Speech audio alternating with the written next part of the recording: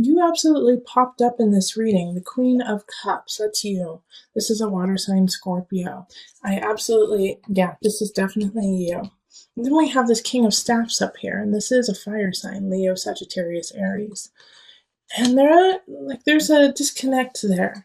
All right, so for those of you, I do feel like almost a sexual tension between the two of you.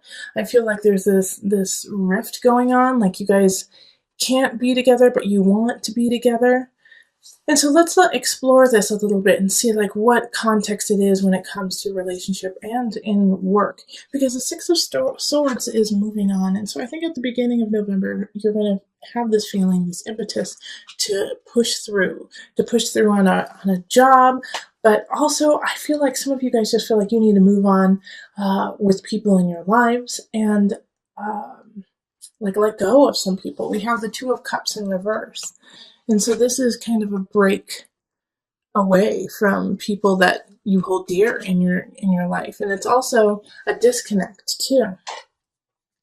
And this disconnect is definitely connected to the Seven of Swords. And Seven of Swords is it's a sneaky Pete. It's, someone taking something from you, feeling lost, feeling like you don't have enough because somebody else has it. And so these two are linked together, and it's like almost the cups are dripping down into the swords. And so I do feel like if you are in a relationship with a Leo sign, there is going to be some deceit. There's going to be some situations where everything's not out on the table and you don't know exactly what's going on. You don't have the full story, and they're kind of feeding you, these niceties, sweetness, and it's all a lie in a way. And so what you're going to have to really do is dig deep, Scorpio, which is easy for you because you're coming into your own judgment. You've got to use what you know. Okay, judgment popped up for the energy coming in from October. You got to listen to your heart. You instead of talking yourself out of yourself in a way. It's like, no, maybe I'm overreacting. No, maybe they are not cheating on me. Maybe they didn't steal my car. Let me just give them a chance. And you're trying to talk yourself out of something you just know to be true. And you're like, I can't be that.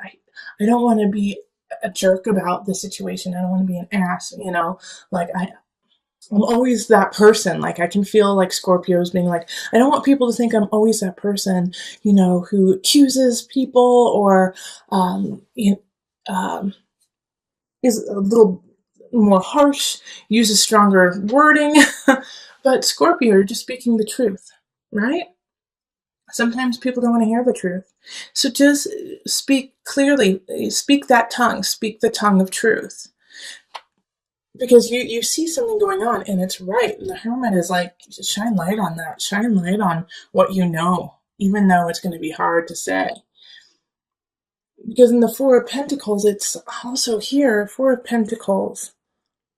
You're starting to realize that what you wished for, what you wanted out of this situation, and I do feel like it is a love relationship or a very close relationship of some sort that is kind of going wonky. Like what you put into it, what you're like, you know what, I want it to be white picket fences, 2.5 kids. I want us to get married on the beach and then we're going to go to Italy afterwards. Like all of these things that you put on this relationship aren't needed and aren't what's going to make you happy anyways. And so that illusion that you had created with this person, this King of Staves, and even though they're in the upright, like they're doing what they need to, they feel like they're doing just fine. Oh, Scorpio, here's another situation too that Spirit just actually threw at me, is that, okay, I'm getting all over the place. Hold on, let me go back. So this energy that, that you have put into the relationship of what I want it to be, it won't make you happy. And what will make you happy is like a soul connection. And here's the thing about this King of Staves right there, is that they're in the upright, like I was just saying, they're in the upright, so they're doing really, really well. And maybe they have done some things that are awry. made some choices that aren't in your best interest, but are in their best interest, and so that's conflicting. But you have to let it go. Seven of Cups is like not seeing choices clearly. Yeah, they're charming. Yes, they're sexy. Yes, they're fun. And yes, there was this connection, but it wasn't the truth. But here's another spin on all this, okay? Is that there is this amazing soul connection between the two of you, and that you are meant to be together, Two of Cups. However, something is blocking you too. All right, because with the Six of Staves, not Seven of Wands, but the Six of Swords, the two sixes here, that energy, six is the energy of growth, learning, protection. It's often nostalgia, looking to the past so that you can move forward. With these two energies, it's like they're almost conflicting for you guys. Like you have an idea, a foundation, and he or she has a foundation, and they're not the same. And so it's like you guys have to step differently to meet each other. You know what I mean? Like you guys have two different paths, but to step on the same path, it's different levels. Like one of you guys may need to give up where you live, while the other person may need to give up the idea of marriage. That you guys will get married, but you will be together forever. It's like, oh, I'm sorry. I know that I probably sound very confusing to you right now, but there's just like so many different situations going through my head for you that like there's like this block that is definitely there that is not your fault. And so that's a possibility too, is that there's just this third party in a way, even though we didn't get, the Three of Swords, but we did get the Seven of Swords. We have like this other party who's trying to split you guys up. And, you can apply this to work too, really, but this is so relationship. This is so romantic, so about the heart. Okay, yeah, but and then we have these two fours here, and that's hard work, achievement, stability, and they're in the reverse, which is really interesting there too, because it's like all the work that you've put into it isn't helping you out because it's just not the right situation. There we go. That's what it is. Okay, so I'm going to pull on the angel cards, Scorpio. Sorry for the interesting helter-skelter reading. Hopefully you gain something from it. It didn't mean to turn into like a love reading, but it definitely was that.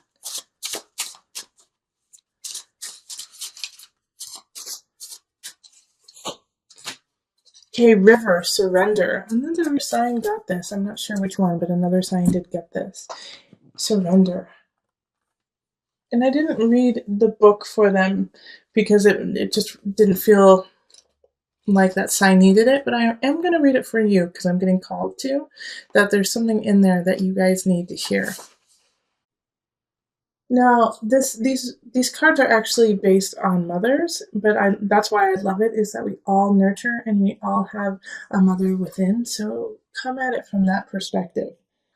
All mothers are well versed in going with the flow. Do you bend or do you break?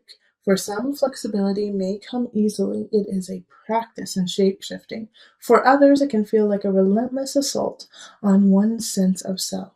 If you have chosen River, take stock of your relationship to the laws of surrender. River symbolizes the journey of life, from her birth as a mountain stream until she merges once again with the ocean. River sings a timeless story of movement and change. All right, so, I'm going to read just a little blurb, another thing. River's wisdom says to follow the path of least resistance. She flows over rocks and around mountains. She takes the shape of each new landscape she enters, but over time, she also shapes the land. Okay, so that's so... Okay, yeah. Six of Swords is like, let's move on, Scorpio. This relationship is stagnant and you are no longer growing and perpetuating yourself in it. So step back, find your light, understand that there are other energies that you don't know the whole truth about, which are actually not working in your favor. And so you have to gleam the light on that, hermit, go into the details, show the light in the dark, to figure out what steps you need to take next, because what you have been working on is not working. So go with the flow, see what happens, and then from there, let your heart shine and guide you down the river. So with the Five of Chalices here, it's, time to let go of what has already happened, that you can't change the past. You can't change the immediate past. You have to step up to it and own your situation, own your space in the situation. Five of Chalices is saying stop looking at the negative aspects of something going awry, of losing something, but realize what you have remaining and what you have to work with, that you have plenty to work with. So make sure that you lament, you mourn the loss of something, absolutely. But then you turn around and you see what you have left and fill yourself with gratitude. Because we do have arguments happening that second half of October, the second half of November. All right. So Five of Wands is talking of fights within relationship, fights within family.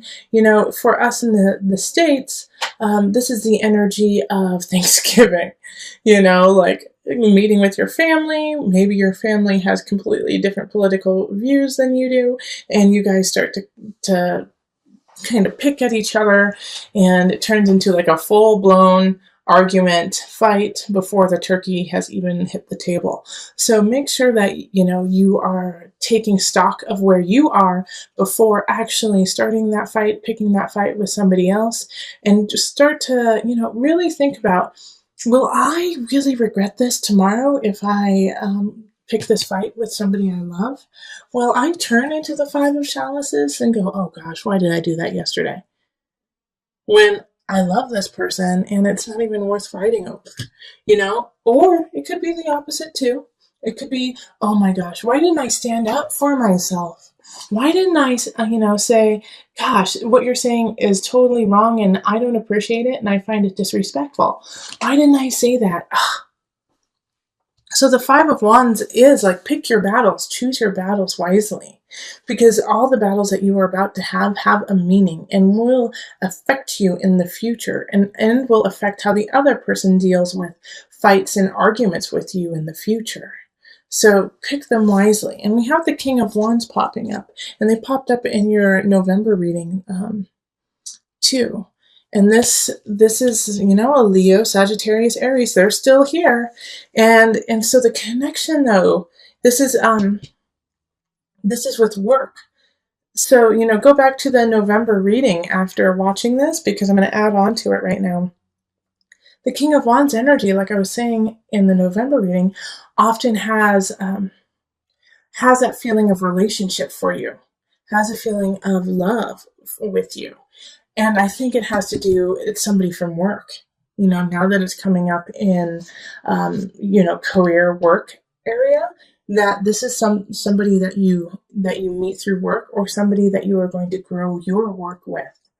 All right. So this is a very important person in your life, especially since they popped up twice now. Okay. So in the November reading, and then again now. So this fire sign has a lot of potential to, create a future with you. And the reason why I say that is the Nine of Chalices right next to it. This is abundance, this is happiness, and this is in the sign of abundance, Scorpio. So Nine of Chalices is feeling really content and happy with how things are in some regards, and with abundance, it could be, financial abundance, it could be emotional abundance, it could be your personal abundance, how you feel about yourself. But there's some aspects in your life that are going really, really well, and it doesn't come without all the work you have already put into it, and the King of Wands sees that. And I think this is why these fights are so frustrating to you when it comes to family and when it comes to relationship in some regards. Because you're like, I am finally feeling comfortable in my own skin. I'm finally feeling like I can take the steps I need to for my life. And then you come in and you like try to strip me down, take away my light, take away who I am. No. And so this is like why the fight I think is actually happening is it's like, for most of you, it will be, I need to stand up for what I have because I'm so grateful to be who I am. Yeah. And the Ten of Swords. This is like, this is power. Power, baby. This is power, Scorpio. Because this is in the mind, body, soul connection. So this is a rebirth.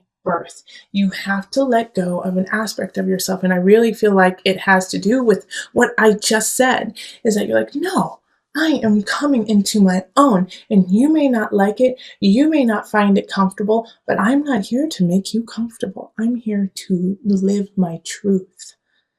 And if you find that uncomfortable, then that is a personal problem, not mine. Right, Scorpio? This is where we need to be. And if you're not there, we got to work to get there.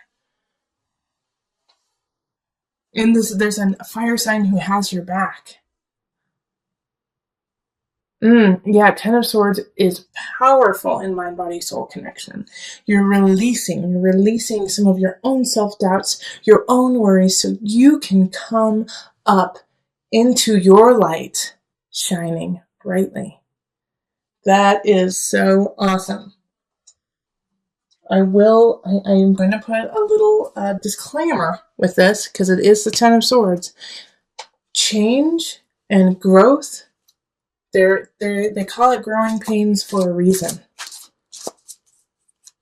So don't back down if you start to get those growing pains, okay? You're just growing. So we're going to call on the angel deck for some added guidance. You are profoundly clairvoyant. Trust what you see in your mind's eye as well as your physical sight, for your spiritual vision helps you with healing, teaching, and guidance. All right. Power, baby. Ten of Swords, you are profoundly clairvoyant. Letting go, rising from the ashes, stronger, better than ever. Listen to your intuition, listen to your heart, and the body will follow.